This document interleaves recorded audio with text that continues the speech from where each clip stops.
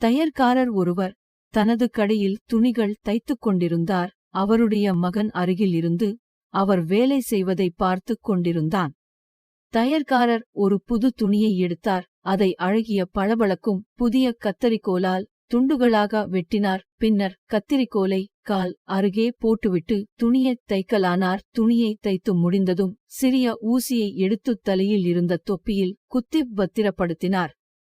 இதை பார்த்துக் கொண்டிருந்த மகன் அவரிடம், அப்பா, கத்தரிக்கோல் விலை உயர்ந்தது, அழகானது, அதை அலட்சியமாக காலடியில் போடுகிறீர்கள். ஊசி சிறியது மலிவானது, ஆனால் அதை தலையில் பாதுகாக்கிறீர்களே, அது ஏன் என்று கேட்டான்.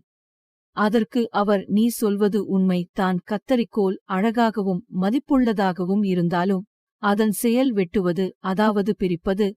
ஆனால் ஊசி சிறியதாகவும் மலிவானதாகவும் இருந்தாலும் அதன் செயல் சேர்ப்பது. ஒருவருடைய மதிப்பு அவருடைய செயலைக் கொண்டே நிர்ணயிக்கப்படுகிறது, அவருடைய உருவத்தை வைத்தோ பணத்தை வைத்தோ அல்ல.